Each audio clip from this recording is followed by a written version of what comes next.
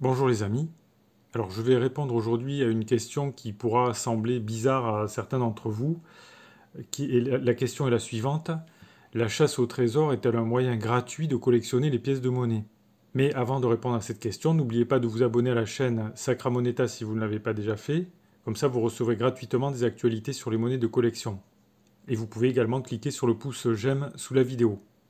Alors la chasse au trésor, c'est quelque chose qui stimule l'imagination des foules, au moins depuis le 19e siècle, et en particulier par le biais de la littérature, avec L'île au trésor, par exemple, de Stevenson, ou encore avec des livres comme 20 000 lieues sous les mers de Jules Verne. Mais on trouve également des références assez nombreuses dans le monde de la bande dessinée, avec les aventures de Tintin, et notamment le trésor de Rackham le Rouge. Alors la chasse au trésor, c'est pas toujours un mythe historique, c'est pas toujours un mythe historique ou littéraire. Il existe de vrais trésors monétaires et de véritables chasseurs de trésors authentiques qui ont existé et qui ne se sont pas seulement contentés de chercher des trésors, mais qui en ont trouvé. Alors la chasse au trésor avec un détecteur de métaux, c'est un des moyens les plus populaires de se lancer dans la collection de pièces de monnaie. Les détecteurs de métaux les plus anciens ont été inventés dans les années 1930. On s'en est d'abord servi pour des usages militaires, en particulier pour le déminage sur les champs de bataille. Mais c'est surtout dans les années 1960 que la chasse au trésor avec un détecteur de métaux est devenue un loisir populaire. La chasse au trésor a été popularisée aux États-Unis en particulier par des chasseurs de trésors tout à fait médiatiques comme Mel Fisher, qui a découvert dans les années 80 l'épave d'un galion espagnol, la Nuestra Señora de Atocha, qui avait coulé au large des côtes de Floride en 1662. Et cette épave contenait une cargaison d'or et d'argent spectaculaire, sous forme de lingots et de pièces de monnaie. Cette découverte extraordinaire a été médiatisée et a créé un véritable engouement dans le public en popularisant la chasse au trésor. À partir des années 1980, les détecteurs de métaux sont devenus de plus en plus abordables financièrement, et on a vu alors à ce moment-là des chasseurs de trésors du dimanche exercer leur talent l'été sur les plages, où parfois ils désensablaient des capsules, des papiers aluminium, et de temps en temps, au hasard, ils trouvaient quelques petites pièces perdues, souvent des petites valeurs, des pièces perdues à l'occasion de l'achat d'un beignet sur la plage ou quelquefois, plus rarement, des bijoux qui avaient été perdus là par les baigneurs. Alors il y a d'autres chasseurs de métaux donc, qui sont sortis des plages, hein, qui sont allés à l'intérieur des terres, fouiller, chercher avec leurs détecteurs dans les bois, dans les champs, et parfois dans les ruines médiévales ou antiques, à une époque où c'était pas du tout réglementé. Ils sont allés dans les grottes ou dans des endroits improbables qui étaient supposés renfermer des trésors plus ou moins mythiques. Alors la démocratisation des détecteurs de métaux, qu'on peut acheter aujourd'hui pour pas grand-chose, pour quelques dizaines d'euros, a conduit à d'incroyables découvertes de trésors monétaires. En France, mais partout ailleurs aussi, en Europe, aux États-Unis, j'en ai parlé, mais en Angleterre, par exemple. Alors, il y a de nombreux exemples de trésors qui ont été découverts par des chasseurs de trésors. On peut en citer un. Il y a un qui est tout à fait spectaculaire, c'est le trésor de Jersey, qui a été découvert en 2012, donc par des chasseurs de trésors, avec des détecteurs de métaux. Et ce trésor de monnaie gauloise contenait pas moins de 750 kilos de pièces de monnaie gauloises ou celtiques. Et c'est un exemple tout à fait spectaculaire, mais on pourrait citer de nombreux autres exemples. Alors ce genre de trouvailles de trésors, de véritables trésors monétaires, sont médiatisés en général, et ça attire l'attention du public, et ça stimule l'imagination du public. Ces découvertes ont attisé l'attrait pour la chasse au trésor avec un détecteur de métaux. Mais il faut dire que le revers de la médaille, c'est les excès qui ont été commis à propos par ces chasseurs de trésors, et notamment les pillages de sites archéologiques, et qui ont provoqué un durcissement de la législation. Alors aujourd'hui, c'est très très mal vu, voire quasiment interdit de chercher avec un détecteur de métaux, mais ça reste quand même un loisir qui est très répandu, et c'est comme ça, avec un simple détecteur de métaux que de nombreux chasseurs de trésors du dimanche se transforment comme ça en collectionneurs de pièces de monnaie. Alors c'est un moyen de collectionner les pièces de monnaie qui n'est pas gratuit, puisque évidemment il faut acheter un détecteur de métaux, et puis ça prend du temps, il faut prendre beaucoup de temps pour fouiller le sol, pour partir en expédition, entre guillemets. Et puis les probabilités de réussite sont excessivement faibles. La probabilité de trouver un trésor monétaire est à peu près aussi élevée que celle de gagner au loto.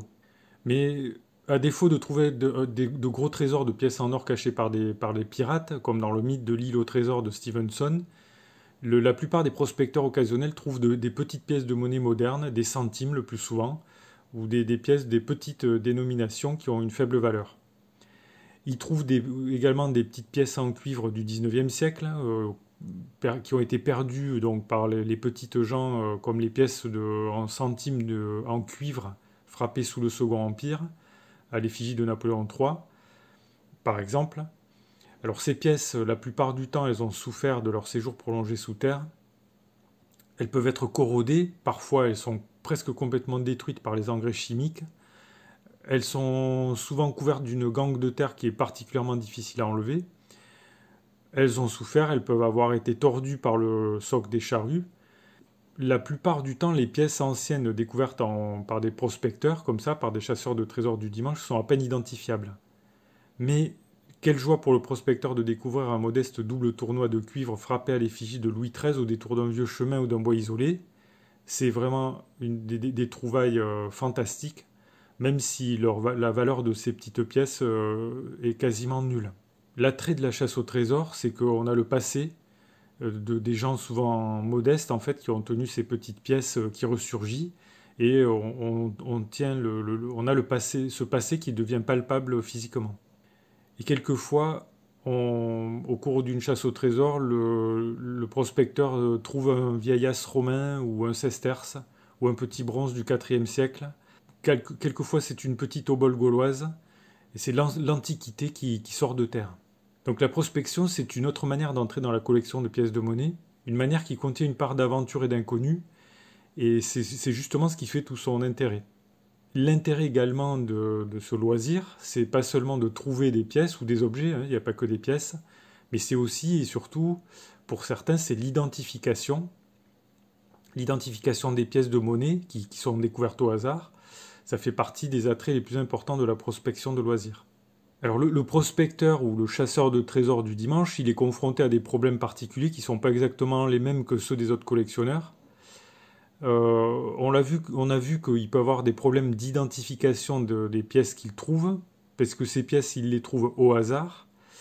Et le prospecteur donc n'est pas compétent dans tous les domaines par rapport à ce qu'il va trouver. Donc il va faire appel souvent à des personnes extérieures pour identifier ce qu'il a trouvé, et notamment la valeur de ce qu'il a trouvé. Le prospecteur rencontre également des problèmes liés à la mise en valeur ou à la restauration de ses trouvailles, qui la plupart du temps sont dans des états de conservation très médiocres. Après parfois quelques dizaines d'années sous terre ou quand c'est pas quelques siècles, les objets sont complètement corrodés en général. Et puis alors le prospecteur, le chasseur de trésors, il va se retrouver avec une collection de pièces tout à fait hétérogène, qui a été donc constituée par hasard, puisqu'il va découvrir, c'est le hasard qui lui permet de découvrir des choses. Et c'est pas du tout la définition d'une collection, puisqu'une collection, c'est pas un assemblage d'objets trouvés par hasard, mais c'est une construction intentionnelle. Donc le chasseur de trésors, il a un problème de tri, de mise en ordre de sa collection, mais ça c'est le genre de problème que rencontrent tous les collectionneurs. Alors conclusion, oui, la chasse au trésor, et notamment la chasse au trésor par les chasseurs de trésors entre guillemets du dimanche, donc des personnes équipées de leur détecteur de métaux qui vont dans les bois, un petit peu comme ça. C'est un moyen gratuit de collectionner les pièces de monnaie, puisqu'on fait des trouvailles.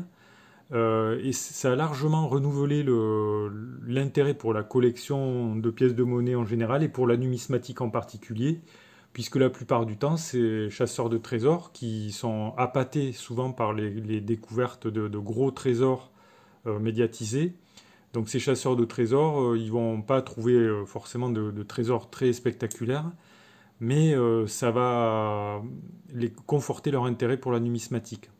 Voilà les amis, ce que j'avais à vous dire sur la chasse au trésor comme un moyen de collectionner les pièces de monnaie. Donc si le sujet de la collection en général vous intéresse, j'ai écrit un livre complet sur le sujet, un guide pour les collectionneurs débutants dans lequel j'explique un petit peu toute l'histoire de la collection de pièces de monnaie, et la sociologie, les écueils, les méthodes, comment faire pour collectionner, etc. Donc si ce livre vous intéresse, si la collection vous intéresse, vous pouvez l'acheter en cliquant sur le lien qui se trouve sous la vidéo. Si vous avez des remarques, des questions ou des commentaires à faire, vous pouvez les faire dans le fil de discussion. Et vous pouvez également cliquer sur le pouce j'aime sous la vidéo. Merci pour votre attention et à bientôt pour de nouvelles vidéos.